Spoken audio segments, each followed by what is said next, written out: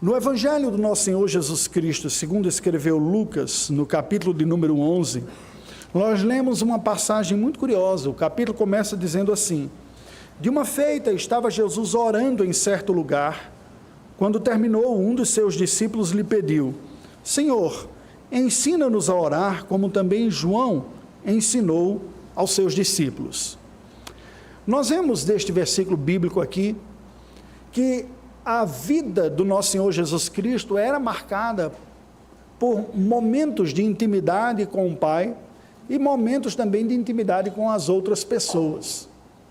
Estes momentos de oração vividos pelo Senhor Jesus Cristo, muitos deles secretos, mas alguns deles compartilhados com os discípulos também, quando oravam juntos, não passaram desapercebidos pelos seus discípulos.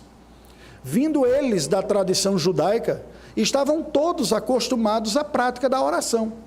Falar com Deus é uma ação essencial àqueles que creem no Deus pessoal revelado na Escritura Sagrada, desde os tempos imemoriais do Gênesis, quando o Senhor busca o homem e o homem também responde a esta busca falando com Deus. Os discípulos dizem: nós estamos acostumados a ver pessoas orando e estamos acostumados também a ver mestres ensinando os seus discípulos a orar. João Batista, que era primo de Jesus, mesmo ensinava os seus discípulos a orar. E os discípulos, num momento de lucidez, diante do reconhecimento de sua própria necessidade espiritual, humildemente pedem ao Senhor Jesus que lhes ensinasse a orar. Certamente, neste pedido de oração, estava incluído o elemento não apenas do reconhecimento da posição de mestre de Cristo Jesus, mas o impacto da vitalidade da oração do nosso Senhor Jesus Cristo.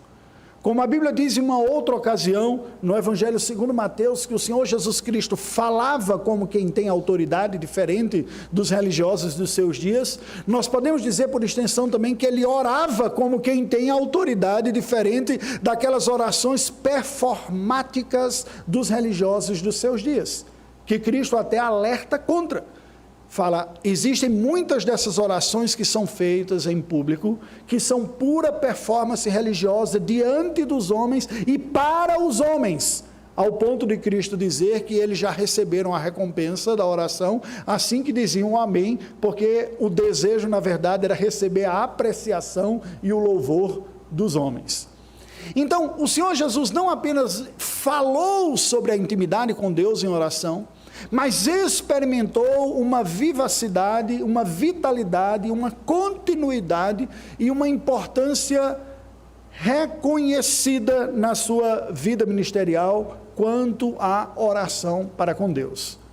Ao olharmos para o nosso Senhor Jesus Cristo, percebemos não apenas a vida espiritual, a santidade, a graça e a sabedoria, mas também que este homem que tinha todas essas virtudes, tinha estas virtudes como reflexo de uma realidade de comunhão grandiosa com o Senhor. Pois bem, esta noite eu lhe convido a abrir a sua Bíblia na primeira carta de João, capítulo de número 5, porque nós vamos refletir sobre dois conceitos que apontam para duas realidades essenciais da vida cristã, a saber, a oração e a qualidade da vida, a vida eterna. Como João relacionou estes dois conceitos aparentemente distintos. Nós estamos acostumados a refletir sobre oração como uma prática, como um meio de graça, como um recurso para hábitos piedosos, e estamos acostumados também a refletir sobre vida eterna como um presente da graça de Deus ou uma condição espiritual. Mas de que maneira esses dois assuntos se intercambiam, se tocam? Vamos ver como João fala isso em 1 João, capítulo 5, versículos de 13 a 15. Estas coisas vos escrevi, a fim de saberdes que tendes a vida eterna, a vós outros que credes em o nome do Filho de Deus. E esta é a confiança que temos para com Ele, que se pedimos alguma coisa segundo a sua vontade, Ele nos ouve. E se sabemos que Ele nos ouve quanto ao que lhe pedimos, estamos certos de que obtemos os pedidos que lhes temos feito. É muito importante nós darmos ouvidos a estas palavras de João, porque certamente tanto o assunto da vida eterna quanto o assunto da oração não encontra uniformidade naqueles que se propõem a falar em nome de Deus. Quando nós ouvimos as instruções que são faladas ou apresentadas ao redor do mundo pela cristandade em geral sobre um tema e sobre outro, não demora muito para nós percebermos que não há uma uniformidade neste ensino. Há aqueles que acreditam que a vida eterna é um presente da parte de Deus, como a graça. Outros vão dizer que é o resultado de toda a sua piedade. Ao final você vai receber como benefício, como pagamento ou recompensa a vida eterna. Alguns vão dizer que a vida eterna é uma realidade absoluta, dada por Deus e irrevogável. Outros vão falar que é possível perder esta vida. Se você não tomar cuidado, ela pode escapulir e sair da sua própria realidade. Se nós migramos para o assunto da oração, nós vamos encontrar também inúmeras práticas e ensinos a este respeito. Alguns em oração nós temos a atitude de nós olhamos e desconfiamos até de com quem aquela pessoa está falando, porque ao chamar de oração se dirige a anjo, a demônio, mas estão falando com quem em oração aqui, né? É com Deus, é com capeta, é com ser alado, é quem tem asa, quem não tem, com quem é que a pessoa está falando? A própria oração parece ser dirigida a seres distintos e não há muita clareza com quem se está falando. Alguns outros nós ouvimos as orações e não nos parece que seja uma conversa de um filho se submetendo ao pai, mas alguém dando ordens a um escravo, ao Senhor, para que ele se submeta, o que gera uma confusão também na mente. Se saímos da tradição cristã, fora da tradição cristã, a prática de oração também é usada. Mas quando ouvimos ou aprendemos sobre outras práticas de oração, percebemos que em muito ela se difere da prática da oração bíblica. Não há nem mesmo um destinatário a quem se falar. A oração, em alguns meios, mais se parece com uma espécie de meditação audível, quando a pessoa simplesmente transforma em palavras pensamentos que lhe vêm à mente e chamam isto de oração. Para outras pessoas, a oração seria tão somente um exercício de introspecção. João, quando escreve a sua carta, nestes versículos, nos apresenta realidades, preste atenção, simples, básicas e essenciais, correlacionando vida eterna com oração. Vejamos o que ele nos diz. Versículo número 13, sobre a vida eterna. Ele começa falando assim: estas coisas vos escrevi, a fim de saberdes que tendes a vida eterna, a vós outros que credes em o nome do Filho de Deus. Neste único versículo, João se dirige aos discípulos falando de um dos propósitos de toda a sua carta, que aqui ele retoma. Qual o propósito deste apóstolo, como pastor de ovelhas, de ter escrito a carta? Ele diz: isto escrevi para lembrar-lhes de que, como cristãos, vocês têm assegurado da parte de Deus a vida eterna. Não terão. João não está falando da vida eterna como alguma coisa que haveremos de desfrutar somente depois que a vida terrena terminar. Porque é muito comum as pessoas pensarem na vida e na vida eterna como sendo duas coisas absolutamente distintas. A vida terrena é esta realidade biológica, material que nós vivemos aqui, que cumpre um ciclo de nascimento, desenvolvimento, multiplicação e morte, aquela definição básica da biologia. Quando terminar essa vida, que é passageira, aí se começa a vida que é eterna. É muito comum algumas pessoas pensarem desta maneira, mas é muito diferente de como a Escritura nos apresenta. Veja como o próprio apóstolo João, agora no Evangelho, capítulo 5, versículo 24, registrou as palavras do nosso Senhor Jesus Cristo. Ele diz, palavras de Cristo, registradas por João: em verdade vos digo, quem ouve a minha palavra e crê naquele que me enviou, tem, no presente, a vida eterna. Não entra em juízo, mas passou da morte para a vida. O que João está descrevendo é que, ao crermos nas palavras bíblicas de Deus sobre o seu Filho Jesus Cristo, nós recebemos da parte do Senhor a graça da sua própria presença revitalizadora, vivificadora, renovadora, regeneradora, que aliás foi o que capacitou a crermos nele mesmo. E portanto passamos já imediatamente a desfrutar da força eterna de vida que Deus tem. A vida não é eterna porque passou-se a ser experimentada numa outra dimensão além da terra. Ela é eterna porque é a própria vitalidade do Deus que é eterno que já está presente em nós. Isso me faz lembrar daquela frase de Spurgeon, que certa vez comentando sobre isso, disse: se alguém lhe oferecer uma vida espiritual que você possa perder, recuse. Porque a vida que é apresentada no Evangelho é uma vida que é eterna, e se é eterna não se perde, se perdeu não foi eterna, não é? Uma vez que essa vida foi recebida, foi experimentada pela graça do Senhor, ela gerou em nós arrependimento, ela gerou a fé, ela mudou o nosso status espiritual diante de Deus, ela nos tirou da alienação, da indiferença, da ignorância para a realidade de ser filho de Deus, de estar com Ele, de viver com Ele. Por isso João escreve com o propósito de assegurar a certeza inabalável que todo cristão deve ter: eu já tenho a vida eterna comigo pela graça do Senhor, pela sua presença que está em mim, que veio a mim pela fé, pela ação do Espírito. Estas coisas os escrevi, propósito, a fim de saberdes que tendes. Preste atenção, deixe-me abrir um parênteses aqui. Nós podemos, por inferência, chegar a uma conclusão muito importante deste versículo aqui, que é possível que alguém, por crer no Evangelho, já tenha recebido a vida eterna, evidentemente, mas por fragilidade da fé, não esteja seguro desta situação de vida eterna que já goza. Foi exatamente este o propósito de João escrever este versículo aqui. Ele está dizendo: quando você creu, você recebeu. Muitas vezes a ideia de vida eterna e certeza de vida eterna é apresentada no meio evangélico como dois produtos conjugados. Você lembra do tempo que a gente ia no mercado e diz: compra o shampoo e leva o condicionador junto? Não é?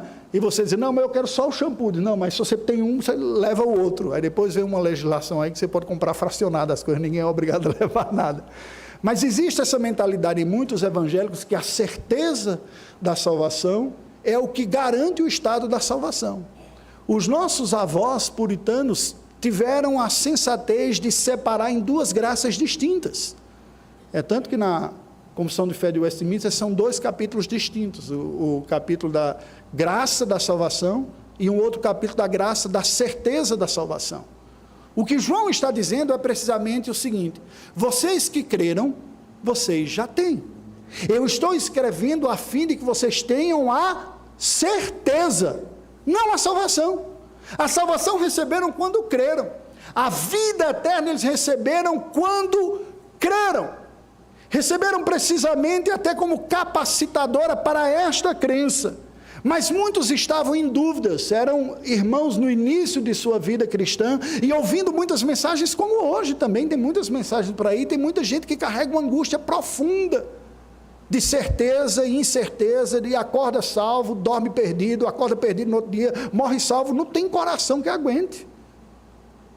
Isso é pior do que a pressão alta, né? Você não sabe se está aqui, se depois vai ficar, o que é que ocorre.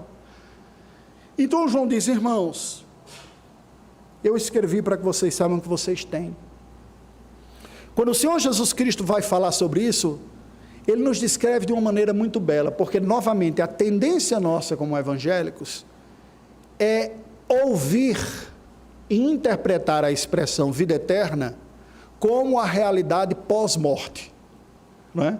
Ou como estado de salvação eterna que gozaremos depois da morte. E o Senhor Jesus Cristo, na oração sacerdotal, no capítulo 17 do Evangelho de João, nos diz o seguinte, João 17, versículo 3.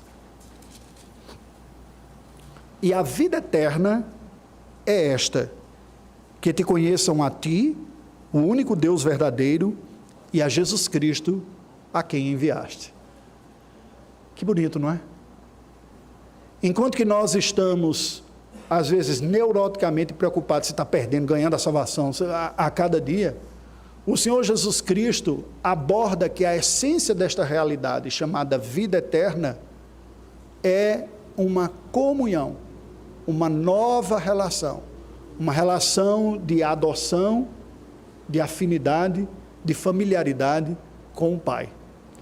Ele diz, a vida eterna é esta, que conheçam a Ti e ao Teu Filho Jesus Cristo que enviaste. Agora para pensar, faz todo sentido, não faz?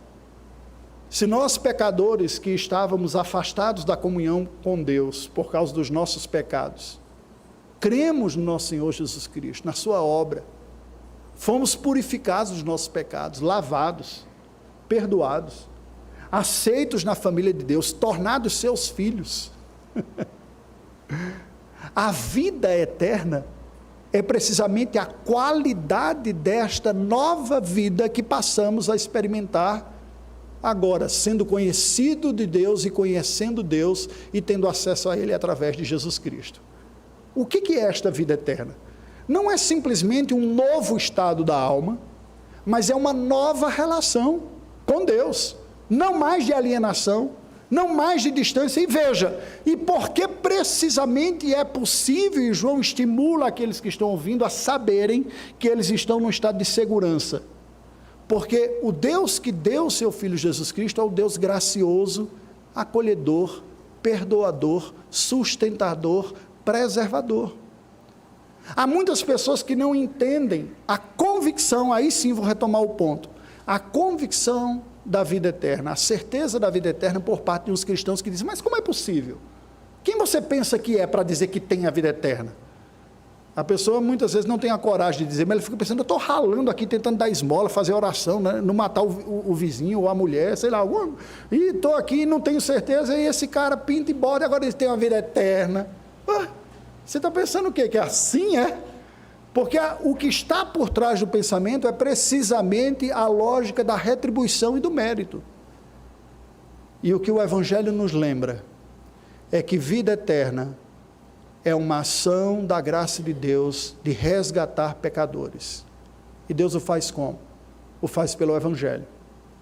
O faz pela chamada do Evangelho, que ao ser acolhida com fé, gera arrependimento e confiança. Para pensar um pouco. O que são esses passos iniciais da vida cristã, se não precisamente as primeiras realidades ou os primeiros frutos da vida de Deus na vida de pecadores? Quando a vida eterna nos alcança, nós ganhamos real percepção da nossa indignidade e por isso nos arrependemos, porque o arrependimento nada mais é do que concordar com o Senhor de que nós somos pecadores. Deus diz que é. O que é se arrepender? O que é confessar, se não dizer, Senhor, de fato, eu sou o que tu dizes que eu sou, pecador e transgressor. O que é confiar? O que é a fé salvadora? Senão a confiança de que este Deus que deu o seu Filho para o nosso perdão, me alcançou, e eu estou seguro nos seus braços. Só é possível e real a experiência da vida eterna, quando os nossos olhos saem de nós e depositam na graciosidade e no poder do Deus que salva. E é por isso que o cristão pode ter essa certeza, e deve ter. E aí João diz, para que vocês saibam que tem a vida eterna. A quem? Ele descreve, a todo mundo? Não. Ele diz, a vós outros que credes em o nome do Filho de Deus. O que significa isso? Vocês já sabem, mas não custa nada repetir aqui. Nome na Escritura Sagrada carrega a identidade, o caráter da pessoa. Na cultura hebraica assim o diz. Quando a Bíblia está dizendo, a vós que credes em o nome do Filho de Deus, não é crer num poder mágico do vocábulo Jesus. Como alguém que vai colocando por um decalque no carro, assim, né? Esse carro está protegido em nome de Jesus. Pronto, colocou aquilo, ele está protegido em nome de Jesus, há uma bolha super espiritual envolve o carro, né? O carro vai andando pelo trânsito e a pessoa, não, ninguém vai tocar em mim porque está protegido em o nome de Jesus, né? E ao falar, só, não tem nada a ver com isso. O que a Bíblia diz que ocorre em o nome de Jesus é precisamente a identidade de quem Ele é, o caráter, a pessoa. Nós que cremos em o nome do Filho de Deus significa reconhecer Jesus, o Filho de Maria, que cresceu em Nazaré, que desenvolveu o seu ministério, morreu na cruz e ressuscitou como sendo quem Ele disse que era, como sendo quem a Escritura disse que Ele era, o eterno Filho de Deus, que veio à terra, assumiu a humanidade e pagou pelos nossos pecados. É assim que você olha para Jesus Cristo, como o único capaz de entregar para você a relação com Deus de intimidade, perdão e familiaridade que jamais, nem você, nem ninguém conseguiriam produzir. O mais dedicado e esforçado dos religiosos nunca conheceram nenhuma mínima fração do que é intimidade com Deus, como o mais novo convertido da pior ação de passado de pecado que tenha tido. Esta foi a mensagem de Jesus e o alerta de Jesus para os religiosos dos seus dias. Ele diz: vocês examinam as Escrituras porque julgam ter nelas o quê? A vida eterna. Olha aqui o tema de novo. Contudo, não quereis vir a mim para terdes vida. Mas ele diz: são elas mesmas que testificam de mim. Uma coisa leva a outra. João, portanto, aqui afirma explicitamente: a vida eterna é real, a vida eterna é para todos aqueles que creem em Jesus como Ele se apresenta na Escritura, o Salvador, o Redentor, o Senhor, para aqueles que arrependidos se rendem a Ele como perdoador, como acolhedor, como que abriu o caminho para o acesso ao Pai, o caminho que estava bloqueado pelos nossos pecados, Cristo abriu, o que nos permite, tanto na nossa casa, na nossa individualidade, na nossa mente, enquanto caminhamos, ou em culto coletivo aqui, dirigir as nossas palavras a Deus e falar: Senhor, ouve-nos a oração. Que ousadia, que petulância! Nós, seres finitos, limitados e falhos, temos de chegar à presença do Ser eterno, glorioso, santo e justo, acreditando que temos acesso à sua presença. O autor aos Hebreus nos diz: a base dessa ousadia é a confiança da obra realizada no seu Filho, que abriu esse caminho, que separou o que obstaculava e que tornou esse acesso livre.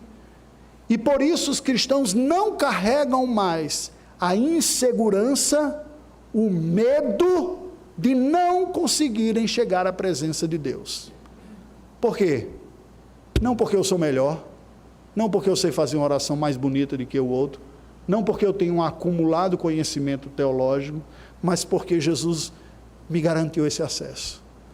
Ele abriu para mim, Ele toma em minha mão, me toma pela mão e me leva à presença do Pai. E aí João passa a falar da oração em seguida. Veja os versículos 14 e 15. E esta é a confiança que temos para com Ele, que se pedirmos alguma coisa segundo a sua vontade, Ele nos ouve.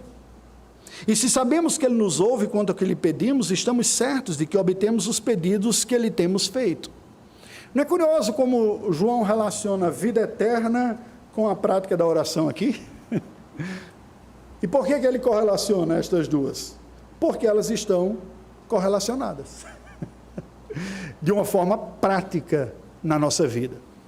Muitas vezes não claramente percebidas de uma maneira teórica ou teológica, mas de forma prática elas estão profundamente interrelacionadas.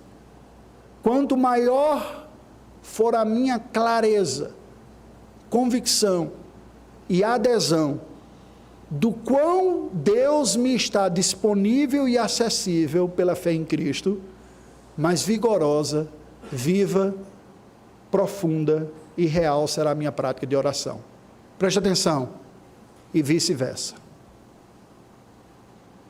Quanto mais a minha oração é sincera, é de entrega, é de confiança na vontade de Deus, mais ela reflete o meu próprio conhecimento e dependência de Deus como Pai. Isso faz sentido, não faz?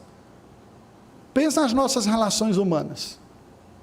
Quanto mais nos sentimos ligados, compreendidos, aceitos, amados, desejados por uma outra pessoa, mais nos sentimos relaxados, protegidos, seguros, confiantes para estabelecermos comunhão com essa outra pessoa. Não é verdade? Isso é com relação aos nossos pais, isso é com relação aos nossos irmãos, isto é com relação ao nosso cônjuge, isto é com relação aos nossos amigos, isto é também com relação a Deus. A maneira que João apresenta a oração aqui é totalmente diferente da visão pagã e mística da oração. A oração, segundo o paganismo, é uma espécie de exercício de autopromoção espiritual, em que pela contemplação e reflexão de alguns temas, a pessoa vai redirecionando a sua mente para novos valores e novas realidades. Para outros, a oração seria uma espécie de condutor da mão da divindade ao seu favor, numa ação até mágica, a semelhança de pajés e xamãs, que descobrindo a maneira de acessar os poderes sobrenaturais, sabe como dizer as palavras certas, da maneira correta, no momento apropriado, e destrava as trancas do céu como um segredo de cadeado para receber os benefícios. Não há nada disso na Escritura Sagrada, absolutamente. O que João nos apresenta aqui sobre oração tem a ver com confiança, vontade, intimidade.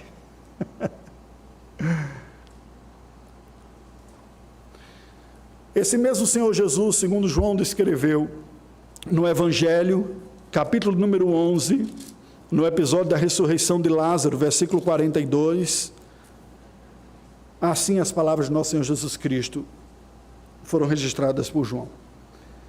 A oração de Cristo. Aliás, eu sabia que sempre me ouves, mas assim falei por causa da multidão presente, para que creiam que tu me enviaste. Qual era a atitude de Cristo com relação à confiança na sua oração diante de Deus? Tu sempre me ouves. Fruto de alguém que tinha consciência plena de quem era e consciência plena de quem Deus é.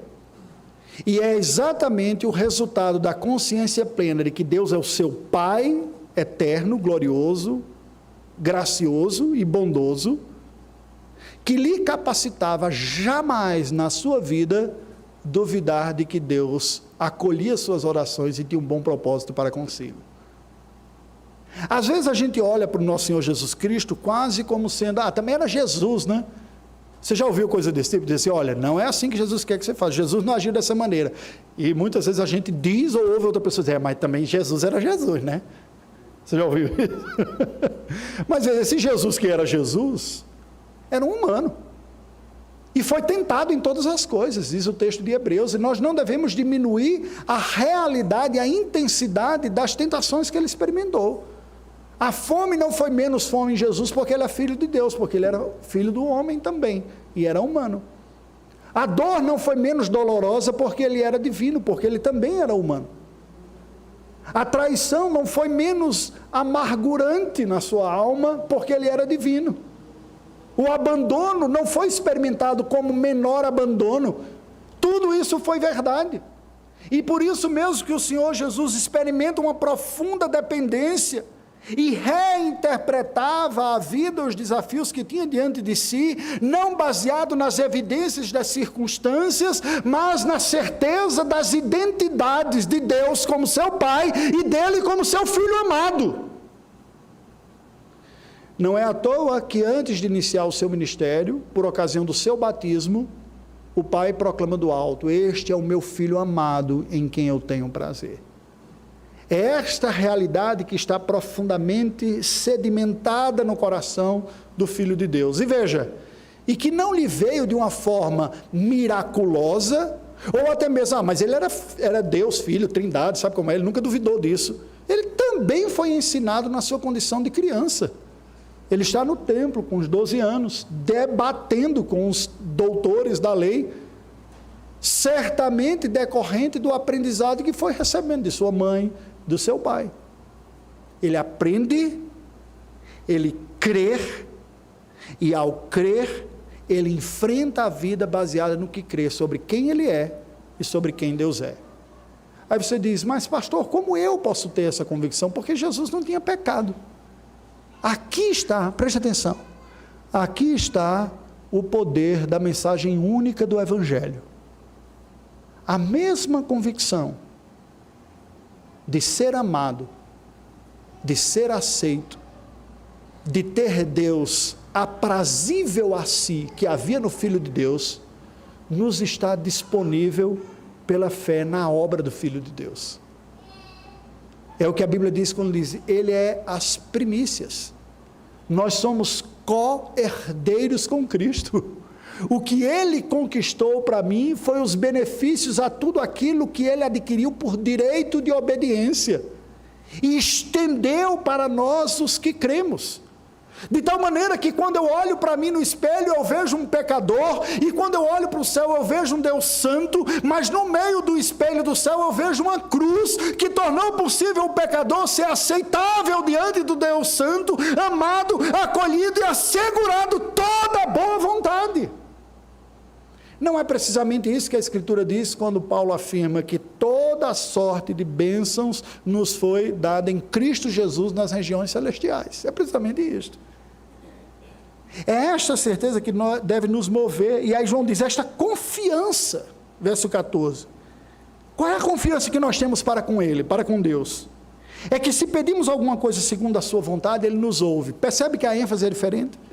Eu não estou agora tentando convencer Deus de que os meus argumentos e a minha petição são tão fantásticos, Ele só que não tinha prestado atenção direito.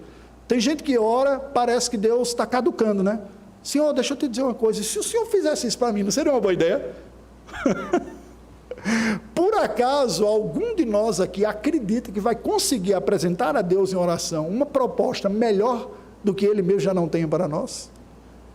É claro que a oração não é isso. A oração é uma necessidade nossa. A oração é uma necessidade nossa de ajustar o nosso coração à boa vontade de Deus para conosco. E não o contrário, ajustar o coração de Deus aos sonhos que eu carrego dentro de mim. A confiança que eu tenho é, Deus tem o melhor para mim. E o que Ele tem de melhor para mim é o grande convite para eu alinhar a minha vontade a essa vontade dEle. Se nós pedimos alguma coisa segundo a sua vontade, certamente Ele nos atende. E a sua vontade é boa, agradável e perfeita. Lembra quando o Senhor Jesus disse, quem de vós que sendo maus, não sabem dar boas coisas aos seus filhos? Qual é o pai que um filho pede um pão e dá uma pedra? Que pede um ovo e dá um escorpião, ou um peixe e dá uma cobra? Esses dois números eu troquei a ordem, mas de todo jeito, ele está pedindo coisa boa, e você entrega. Quem? De vocês que são maus.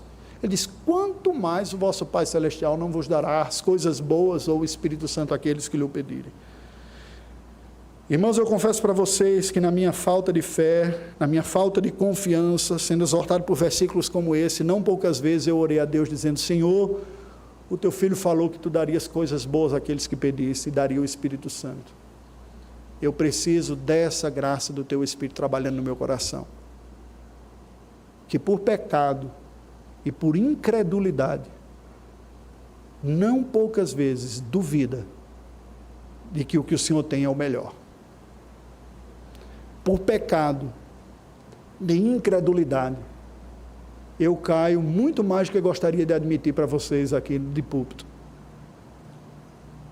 Nas afirmações das circunstâncias, percebidas sensorialmente pelas minhas emoções e o meu corpo, e me afastando das verdades eternamente asseguradas por Deus em Cristo, na sua palavra, de que Ele tem o melhor.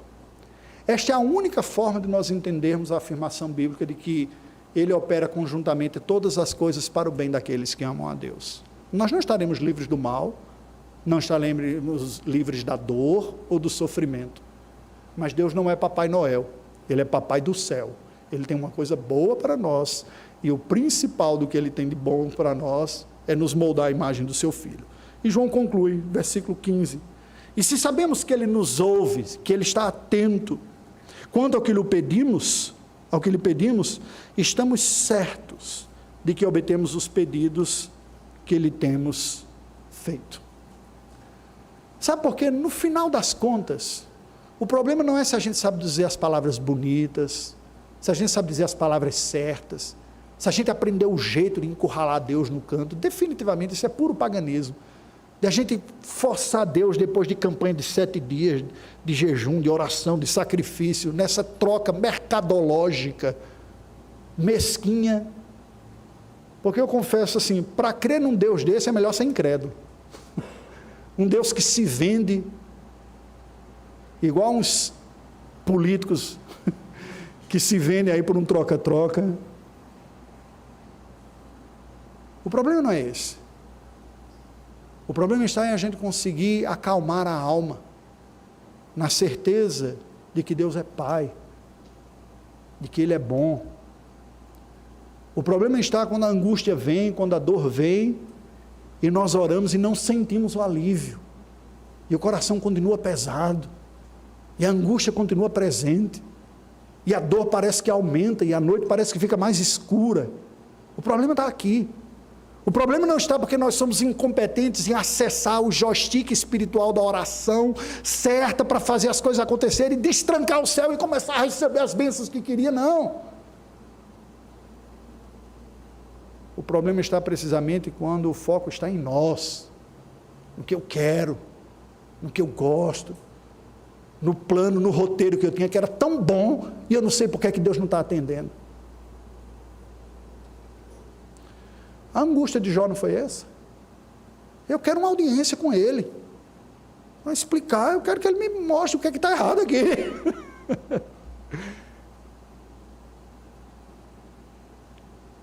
E Jó termina o seu livro dizendo basicamente o seguinte: eu fiz um monte de perguntas para Deus, Ele não me respondeu nenhuma,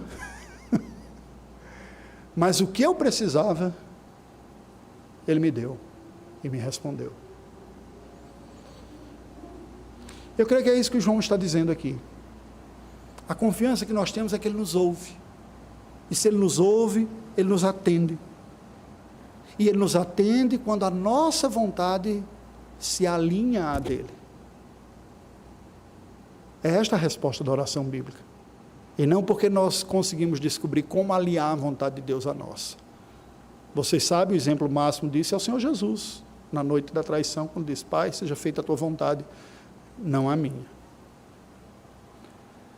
Mas foi esse mesmo Jesus também, e para concluir eu leio João capítulo 6, versículos 38 e 39, que disse assim: porque eu desci do céu, não para fazer a minha própria vontade, sim a vontade daquele que me enviou, e a vontade do que me enviou é esta, que nenhum eu perca de todos os que me deu. Pelo contrário, eu ressuscitarei no último dia. Se isso é verdade, nós podemos e devemos ter certeza da vida eterna, a vida com Deus, em Cristo, de que Ele me ouve em Cristo, e de que Ele me atende em Cristo, não apenas como mediador, mas como modelo das orações a serem feitas. E assim nós chegamos no final do sermão, ao começo. Os discípulos orando, olhando para Jesus e dizendo: a gente não sabe orar direito, não. Nos ensine a orar. E o Senhor Jesus disse: quando vocês forem orar, orem assim: Pai nosso que estás nos céus, santificado seja o teu nome, venha a nós o teu reino, seja feita a tua vontade, assim na terra como é feita no céu. O pão nosso de cada dia nos dá hoje, e perdoa as nossas dívidas, assim como nós perdoamos os nossos devedores, e não nos deixes cair em tentação, mas livra-nos do maligno, pois teu é o reino, o poder e a glória para sempre. Amém. Oremos ao Senhor. Ó Deus bendito, nós não sabemos orar como convém.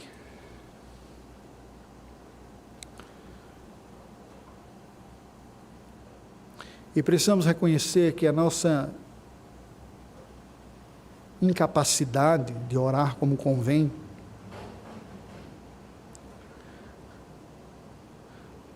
não é fruto simplesmente de ignorância intelectual ou teológica. Às vezes é. Muitas das nossas dúvidas, fragilidades de convicção, diz respeito à confusão daquilo que nós acreditamos. Entretanto, a batalha mais profunda se dá dentro do nosso coração. Se dá em como lidamos com aquilo que já sabemos.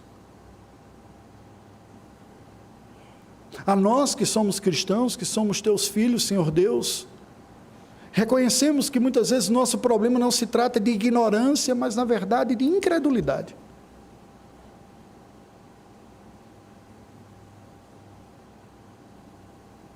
Como pode nós acreditarmos que temos a vida eterna, que tu nos deste o teu Filho eterno, como Salvador, que foi até a cruz, e duvidamos do cuidado da nossa vida cotidiana? Se tu não poupaste o teu próprio Filho, certamente juntamente com ele, nos diz o apóstolo, nos darias todas as coisas. Mas confessamos a ti, Senhor, que muitas vezes abrigamos em nosso coração como valor, como desejo, como sonho, como prazer, outras coisas mais do que o Senhor. E o receio de não tê-las nos desestabiliza. Precisamente porque outros amores, outros prazeres e confianças nos assaltam o coração na jornada de fé, é que isso se manifesta com angústia, ansiedade, insegurança e apatia. Ó Senhor, nós somos dependentes de Tua graça e te pedimos, Senhor, Tu que enviaste o Teu Filho Jesus Cristo, prova absoluta de todo o Teu amor e Tua boa vontade para pecadores como nós, Tua igreja, Teu povo, e juntamente com o Teu Filho nos dás tudo o que necessitamos para vivermos contigo e para a Tua glória. Pedimos, assista-nos, socorra-nos, livra-nos, ó Deus, dos ídolos que nos ameaçam a cada dia, porque muitas vezes somos como crianças encantados com guloseimas, com brinquedos que enchem o nosso coração, e não temos o amor ao Senhor governando a nossa vida. Perdoa-nos, ajuda-nos a acalmar a nossa alma, silenciar o nosso coração, e como disse o Teu Filho, te buscar na intimidade do quarto, em momentos e circunstâncias de nossa vida que não somos cercados por ninguém, ninguém está vendo, apenas o Senhor. E precisamente ali conseguirmos derramar nossa alma para receber renovação. Ó Deus, rogamos a Tua graça a nos conduzir numa contínua e crescente dependência de Ti, confiança em Ti, desejo de Ti, de Te conhecer, de Te servir, de Te adorar, de Te amar.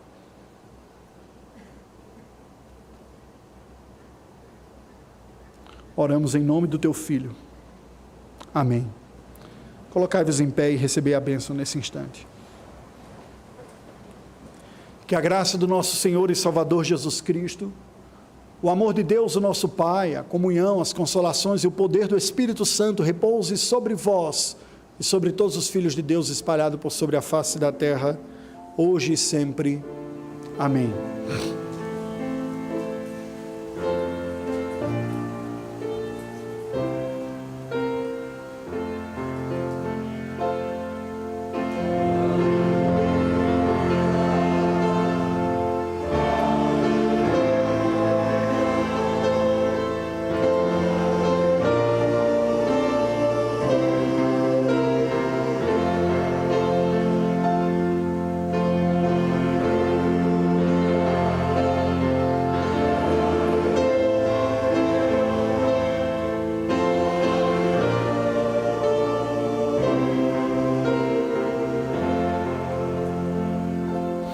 Assentai-vos.